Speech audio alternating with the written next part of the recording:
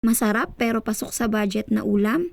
I-try mo tong sisig tofu. Sa isang kawali nga ay magtunaw tayo ng margarine. Margarine ang ginamit ko instead of butter kasi mas mura. Pag tunaw na nga yung margarine ay maggisa tayo ng kaunting sibuyas. Pag luto na nga yung sibuyas ay pwede na nating ilagay itong pinrito nating tofu. Sinigurado ko nga dyan na crunchy ang pagkakaprito ng tofu para mas masarap. Hinalo-halo ko nga yan para lumasa yung margarine sa tofu. Pagkatapos nga ay nilagay ko na rin itong hiniwang dahon ng sibuyas. Dinamihan ko talaga yung dahon ng sibuyas para mas masarap. Hinalo-halo ko nga yan hanggang sa maluto ng kaunti yung dahon ng sibuyas. Pagkatapos ay inilagay ko na rin itong sibuyas. Hindi nga makukumpleto ang sarap ng sisig pagkakaunti ang sibuyas kaya dinamihan ko rin yan. Tinimplahan ko na nga rin pala yan ng oyster sauce, paminta at nor liquid seasonings. At syempre para maging creamy ay naglagay tayo ng Lady's Choice mayonnaise. Hindi ito sponsored pero talagang iba ang sarap ng sisig pag Lady's Choice ang ginagamit na mayonnaise. Hinalo ko nga yan ng maigi para magbalanse ang lasa. Pagkatapos nga ay naglagay na ako ng siling labuyo at siling green. Inilagay ko na nga rin pala itong calamansi juice pero this time ay pinatay ko na yung apoy. Hinalo-halo ko nga ulit yan para tumalab yung anghang ng sili at mabalanse yung asim ng calamansi. At pagkatapos nga ay ready na ang ating sisig tofu.